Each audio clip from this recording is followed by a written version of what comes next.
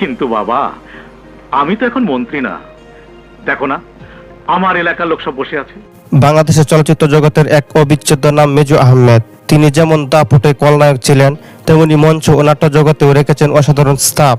আজকের ভিডিওতে আমরা জানব এই কিংবদন্তি অভিনেতার জন্ম, বেড়ে ওঠা, ক্যারিয়ার, জনপ্রিয়তা, ব্যক্তিগত জীবন ও মৃত্যুর রহস্য ঘটনা সম্পর্কে। শৈশব ও প্রাথমিক জীবন। 1953 সালে কুষ্টিয়া জেলায় জন্মগ্রহণ করেন মিজু আহমেদ। প্রকৃত নাম ছিল মিজানুর রহমান। ছোটবেলা থেকে সাংস্কৃতিক কর্মকাণ্ডের প্রতি তার প্রবল আগ্রহ ছিল। স্কুল জীবন থেকেই নাটকে অংশগ্রহণ করতেন। লেখাপড়ার পাশাপাশি তিনি সাংস্কৃতিক অনুষ্ঠান, যাত্রাপালা ও মঞ্চ নাটকে নিয়মিত পারফর্ম করতেন। মিজু আহমেদ নাট্যদলে কাজ করতেন। বিখ্যাত নাট্যদল ত্রিবেণী নাট্য গোষ্ঠীর হয়ে কাজ শুরু করেন। মঞ্চ নাটকে তার প্রতিভা খুব দ্রুত ছড়িয়ে পড়ে। এখান থেকে তার অভিনয়ের জীবন পাকা হাতে গড়ি হয়। 1978 সালে তৃষ্ণা সিনেমার মাধ্যমে চলচ্চিত্রে পা রাখেন।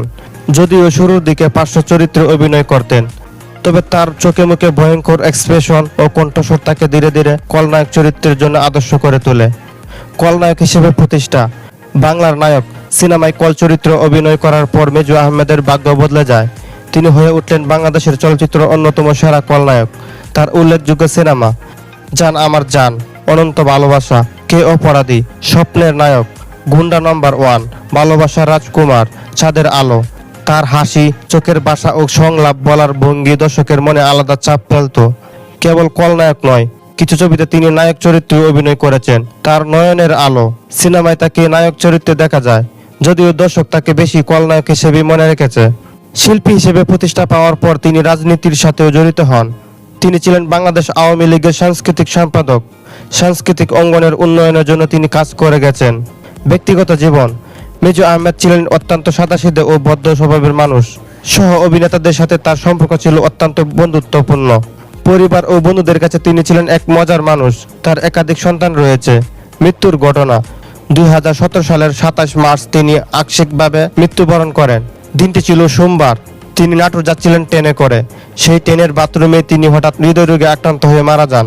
তার মৃত্যু চলচ্চিত্র অঙ্গনে গভীর শোকের ছায়া ফেলছিল। মিজু আহমেদ এর অবদান।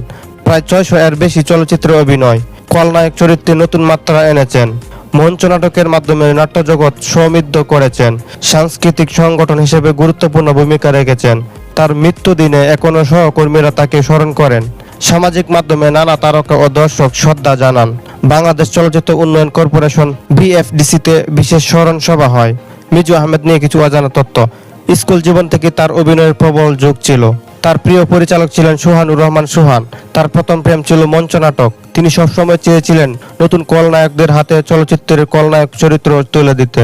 বাংলাদেশের চলচ্চিত্রে এমন শক্তিশালী খলনায়ক খুব কমই এসেছে। তার ভয়ানক হাসি, চোখের চাহনি, সংলাপ বলার ধরন আজও দর্শকদের মনে গেঁথে আছে।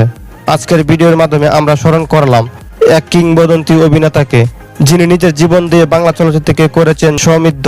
বন্ধুরা, এমন আরো জনপ্রিয় তারকার জীবনী পেতে আমাদের চ্যানেলটি সাবস্ক্রাইব করতে ভুলবেন না।